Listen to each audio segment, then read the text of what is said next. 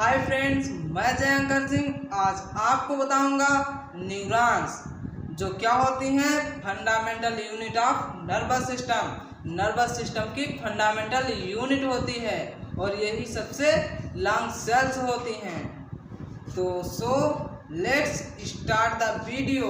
हम समझते हैं न्यूरॉन्स क्या होता है। ये लिखा हुआ है, हेडिंग डाल लीजिए न्यूरॉन्स। ये क्या है? न्यूरॉन्स। न्यूरॉन्स को और क्या कहते हैं? आल्सो कॉल्ड न्यूरॉन्स और नर्व सेल्स। और इसी को क्या कहते हैं? नर्व सेल्स, जो कि नर्वस सिस्टम की फंडामेंटल यूनिट है। आगे समझते हैं न्यूरॉन्स क्या होता है।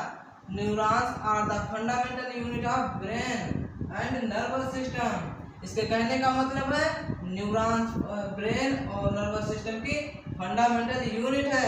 जैसा कि क्या होता है, हम लोगों में किसी भी ऑर्गन का या किसी भी बॉडी का फंडामेंटल यूनिट ऑफ लाइफ क्या होती है? Sales.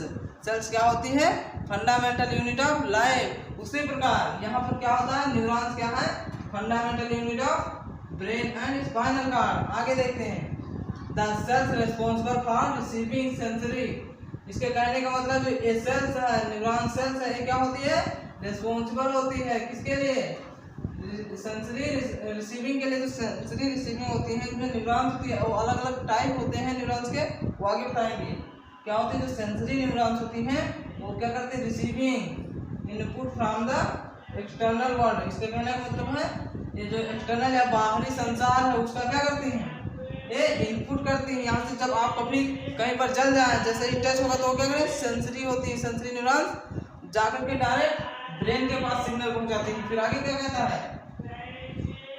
For sending motor commands to our muscles.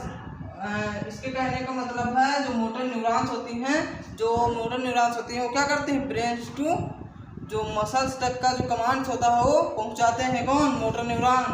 फिर आगे देखते हैं, and from transforming and relying the electrical signals at every step in between. जो कहने का मतलब ये है कि जो इलेक्ट्रिकल सिग्नल होता है वो जो sensory neurons and motor neurons के बीच का सिग्नल इलेक्ट्रिकल की तरह काम करता है। बहुत ही ज़्यादा माइक्रो टाइम लेकर के, माइक्रो सेकेंड में लेकर के काम करते हैं। फिर आगे क्या जानेंगे? अब जानेंगे टाइप ऑफ न्यूरॉन्स। क्या होता है टाइप ऑफ न्यूरॉन्स? तो पहला न्यूरॉन्स क्या होता है? Motor neurons. मोटर न्यूरॉन्स क्या करता है? It is transmit information brain to muscles. इसके कहने का मतलब ये है कि यह ट्रांसमिट करता है क्या? इंफॉर्मेशन। जब कभी आप कुछ जल जाते हैं तो क्या होता है?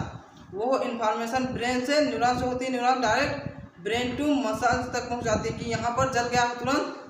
बहुत ही माइक्रो सेकेंड में सब क्रियाएं प्रोसेस होती हैं। तो क्या होता है कि यहाँ से डायरेक्ट ब्रेन टू मसल्स तक ये इंफॉर्मेशन पहुँचाती हैं। अगली क्या है? Sensory neurons. सेंसरी न्यूरॉन्स क्या करती है? It is transmit information muscles to brain. और जो सेंसरी न्यूरॉन्स होती हैं, सेंसरी न्यूरॉन्स क्या करते हैं? सेंसरी न्यूरॉन्स जहाँ भी कुछ भी सेंस होता है वहाँ से क्या करते हैं?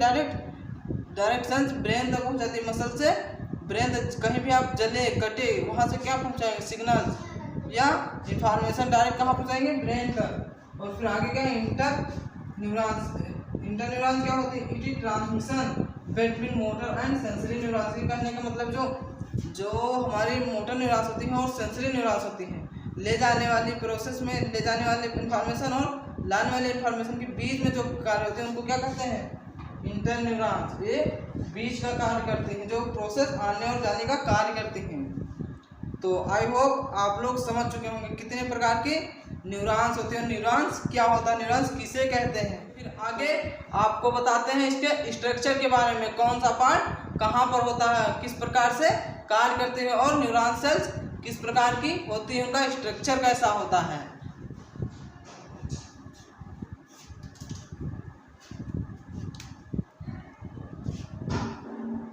अब हम समझेंगे न्यूरॉन स्ट्रक्चर। इसका स्ट्रक्चर क्या होता है और कौन सा पार्ट कहाँ पर होता है और किस पार्ट को क्या कहते हैं। आइए समझते हैं। जैसा कि क्या है ये न्यूरॉन स्ट्रक्चर, ये पूरा सारा क्या है, सब कुछ क्या है, पूरा न्यूरॉन स्ट्रक्चर। न्यूरॉन का क्या? न्यूरॉन सेल का स्ट्रक्चर मतलब इसकी संरचना है या इस प्रकार से पाया जाता है। तो जैसा कि हम यहाँ से शुरू करते हैं, सबसे पहले इस जो गोलाई में पाया जाता है ये वाली बात, तो इसको क्या कहते हैं? Cell body. इसको क्या कहते हैं? Cell body. और जो बीच में पाया जाता है इसको क्या कहते हैं? न्यूक्लियस। जैसा कि हमारे उस सेल्स में होते थे, सेल्स में क्या होता था? न्यूक्लियस। तो यहाँ पर है क्या? न्यूक्लियस। और इस पार्ट को क्या कहते हैं? जो इस पार्ट है इसको एक्सॉन्स कहते हैं। इसको क्या कहते हैं? एक्सॉन्स। और जो ये जो वृत्त समान जो है संरचना, इसको क्या कहते हैं? इस प्रकार संरचना इसको क्या कहते हैं? Myelin sheath. Myelin sheath. और जो ये जो लगे हुए हैं छोटे छोटे, इनको क्या कहते हैं? डेंड्राइट्स। इनको क्या कहते हैं? डेंड्राइट्स। क्या कहते हैं? डेंड्राइट्स। जैसा कि बैक्टीरिया में क्या लगे होते हैं? ऊंचाई बाहर में फिमरी। तो बस उसी सेम टाइप वो यहाँ पर इसके अंदर ये क्या है? Schwann cell. जो बीच बीच में पाया है सभी में, जो माइलिन शीथ के अंदर जो बीच में है इनको क्या कहते हैं? Schwann cells. इसके जो काले साइड में है, जो ब्लैक साइड में है, ब्लैक कलर का है, इसको क्या कहते हैं? Schwann cells. और जो ये पार्ट है इसको क्या कहते हैं? ये जो छोटे छोटे पार्ट है इनको क्या कहते हैं? Axon terminal. और जो जहाँ से ज्वाइंट होते हैं, माइलिन शीथ जहाँ से ज्वाइंट होते हैं, इसको क्या कहते हैं? Node of Ranvier. क्योंकि यहाँ पर ये नोड पाई जाती है, यहीं से ये क्या कहते हैं? यहाँ से मूवमेंट कर सकते हैं, इसीलिए इनको क्या कहते हैं? लचीले होते हैं। ये जो न्यूरॉन सेल्स होती है लचीली होती हैं, यहीं से ये अपना लचीलापन प्रदर्शित कर सकती है। इससे ये अपना लचीलापन प्रदर्शित करते हैं। इसलिए आई होप आप लोग यहाँ तक समझ चुके होंगे। अब मैं अगले वीडियो में बताऊँगा आपको कंप्लीट नर्वस सिस्टम क्या होता है। यह वीडियो यहीं पर मैं समाप्त करता हूँ। मिलता हूँ नेक्स्ट वीडियो में।